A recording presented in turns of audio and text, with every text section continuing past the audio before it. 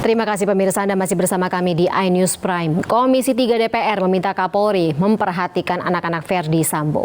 Sementara Lembaga Perlindungan Anak Indonesia atau LPAI sudah mengantongi izin dari Ferdi Sambo untuk melindungi anak-anaknya. Polri harus ditegakkan setegak-tegak.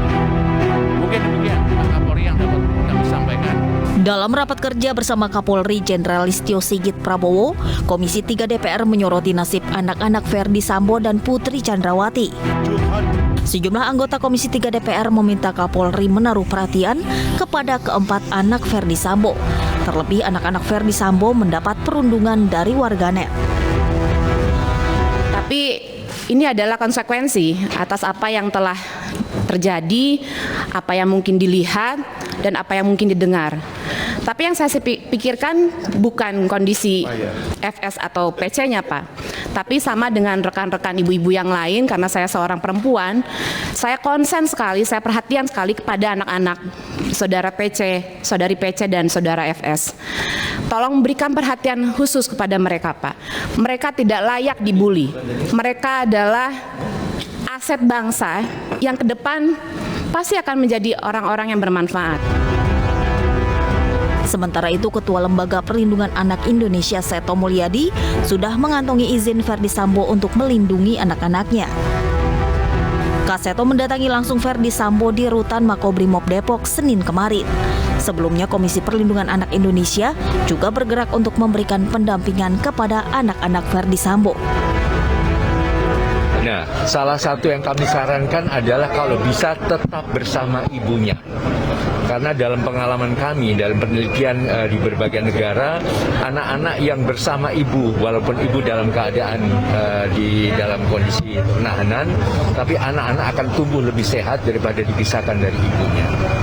Jadi mungkin salah satu yang paling penting adalah untuk yang 1,5 tahun. Ferdi Sambo dan Putri Chandrawati memiliki 4 orang anak yang berusia 21 tahun, 17 tahun, 15 tahun, dan 1,5 tahun.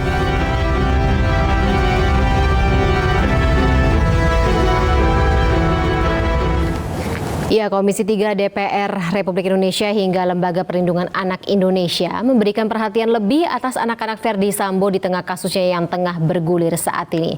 Apakah dengan pertimbangan memiliki balita, Putri Chandrawati tidak akan ditahan polisi? Kita diskusikan bersama Sri Kandi Indonesia Bersatu Irma Huta Barat. Selamat malam, Mbak Irma. Selamat malam, Fani. Apa kabar? Baik sekali, Mbak Irma. Ya, walaupun di tengah kebaikan ini kita tetap harus memantau bagaimana pemeriksaan Putri Chandrawati yang masih berjalan sampai dengan jam segini, lewat dari 11 jam. Mbak Irma, mungkin ada tanggapan sendiri terkait dengan akhirnya Putri Chandrawati perdana mau datang ke Barreskrim memenuhi panggilan tersebut. Ya, kelamaan sayang, sudah 48 hari.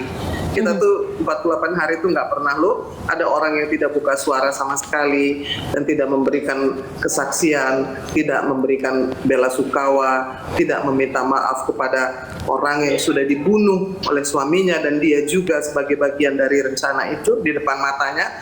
Dan orang, jangan lupa ya, orang yang kerja di tempatnya dia selama 2 tahun dengan sangat dekat. Jadi saya pikir ini kalau mau bicara masalah hukum itu juga aneh karena penegakan hukum itu harusnya sama ya, ada equality before the law. Yes. Kalau 10 tahun lebih dari 10 tahun ancaman pidananya kan harus ditahan.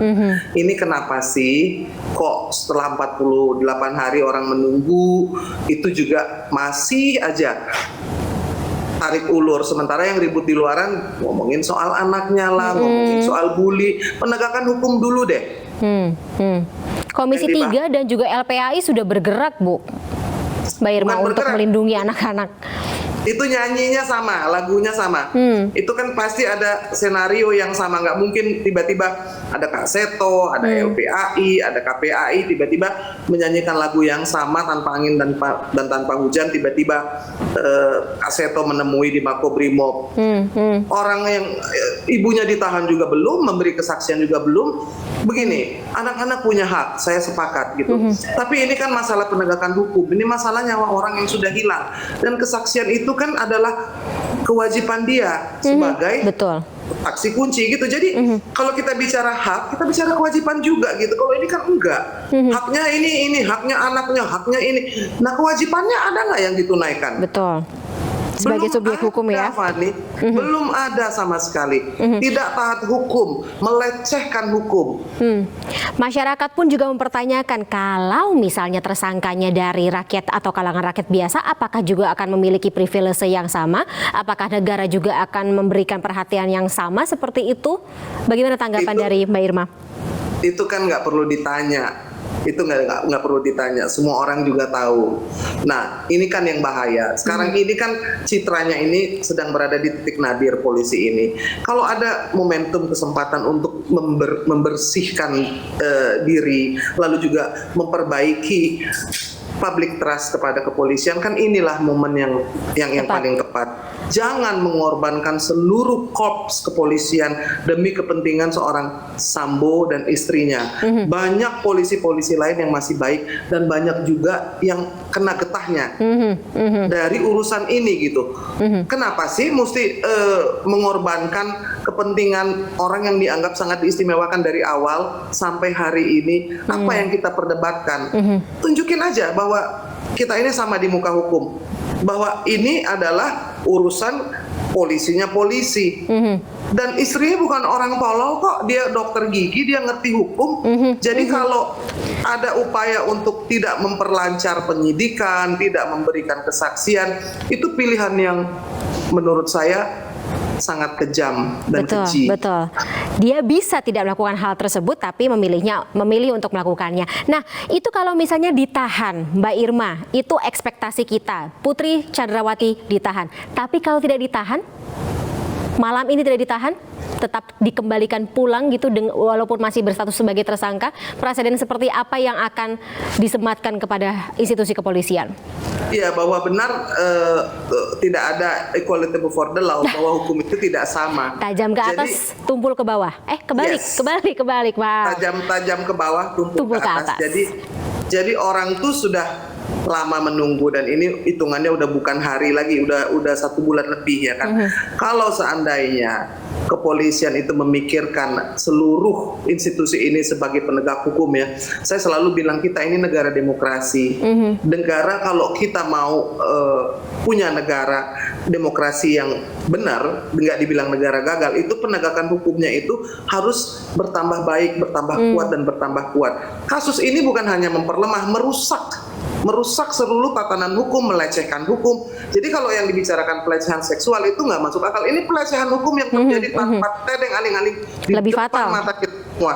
Yes. Dan itu mempertontonkan dengan gagahnya gitu, kayak nantangin seluruh melecehkan hukum. Itu kan berarti kan menantang seluruh rakyat Indonesia. Yang dinyanyikan itu lagu yang tidak penting. Bagaimana dengan anaknya, bagaimana nanti itu dibully, itu urusan belakang, sayang. Yang nomor satu itu adalah penegakan hukum dulu dong. Tunjukin bahwa kita ini sama di muka hukum. Jangan itu sampai kan fokusnya shifting ya, Mbak Irma ya. Yes, itu yang paling penting. Dalam negara ini yang paling penting itu adalah unsur penegakan hukum. Kita udah ada free press, kamu bisa wawancara saya. Kita punya kebebasan berekspresi, itu satu. Lalu kedua, ada pemilihan umum, ya kan? Yang ketiga, yang tidak kalah pentingnya itu adalah penegakan hukum. Nah, yang ketiga ini masih timpang. Inilah tugas kepolisian yang harus mengawalnya. Walaupun nanti masih ada kejaksaan dan kehakiman. Tapi kalau tahap pertama saja sudah penuh dengan keraguan, penuh dengan kebohongan, penuh dengan rekayasa, bagaimana tahap-tahap selanjutnya? Jadi hasil dari pemeriksaan malam ini, apakah Putri Chandrawati ditahan atau tidak, jadi pertaruhan untuk citra kepolisian. Kita ke depannya mengawal sama-sama begitu ya, Mbak Irma ya. Mbak Irma, insight yang sangat menarik, tetapi sayang sekali karena durasi sangat sempit, kita harus sudahi dulu dialog kita malam hari ini. Kita akan ketemu lagi ya, insya Allah dalam waktu dekat, membahas, masih mengawal bagaimana kasus ini berjalan. Terima kasih sekali lagi Mbak Irma. Salam sehat selalu. Selamat malam. Selamat malam, bye. Kita ke informasi selanjutnya, pemirsa. Sebuah karangan bunga datang ke rumah pribadi Ferdi Sambo yang terletak di Jalan Saguling, Duren 3, Jakarta. Karangan bunga ini tiba di rumah pribadi Verdi Sambo pukul 11 siang tadi. Karangan bunga bertuliskan, "Terima kasih Bapak Irjen Verdi Sambo. Bapak telah menjaga harkat, martabat, dan marwah keluarga. Tuhan Yesus memberkati Bapak." Tertulis juga dari Penturi Family sebagai pengirim bunga. Namun karangan bunga itu hanya terpajang sebentar di depan pintu gerbang rumah Verdi Sambo. Kini karangan bunga itu dipindahkan.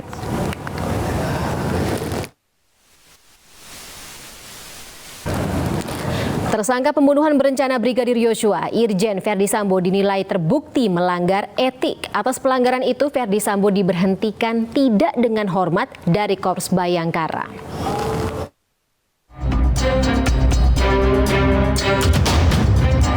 Kepolisian Negara Republik Indonesia resmi memecat Irjen Verdi Sambo dari Korps Bayangkara Jumat dini hari. Verdi Sambo diberhentikan secara tidak hormat melalui sidang kode etik yang berlangsung hampir 17 jam. Sambo dinyatakan terbukti melakukan perbuatan tercela dan dijatuhi sanksi administratif berupa penempatan khusus selama 40 hari. Atas putusan majelis sidang, mantan Kadif Propam Polri ini mengajukan banding.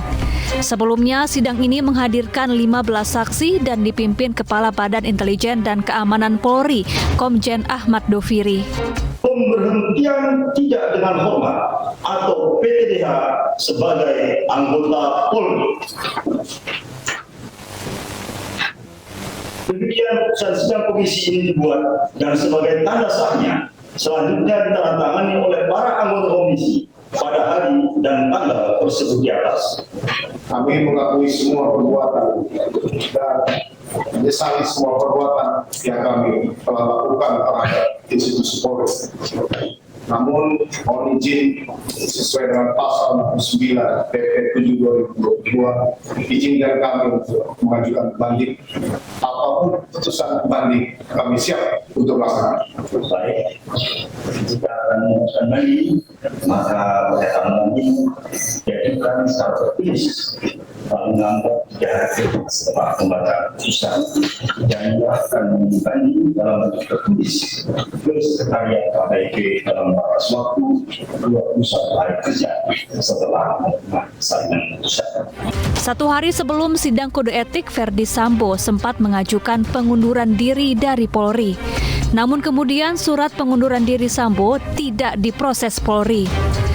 Sementara itu, Sambo sudah menjadi tersangka pembunuhan Brigadir Joshua bersama istrinya Putri Chandrawati, 2 ajudannya Barada Eliezer dan Bribka Riki Rizal, serta sopir pribadi Kuat Ma'ruf.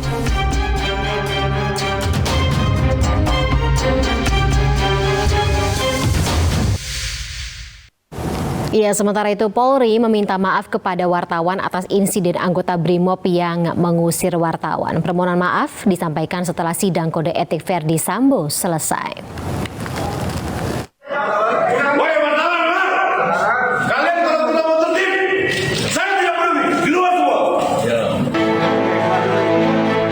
Sidang kode etik Verdi Sambo yang berlangsung kemarin di gedung TNCC sempat diwarnai insiden pengusiran wartawan oleh seorang anggota Brimob. Aksi ini menuai ragam tanggapan dari warganet yang meminta polisi tak perlu berteriak, apalagi membentak wartawan yang sedang meliput. Polri pun meminta maaf kepada wartawan atas insiden ini. Permintaan maaf disampaikan Kadif Humas Polri Irjen Pol Dedi Prasetyo di gedung TNCC Polri setelah sidang kode etik usai.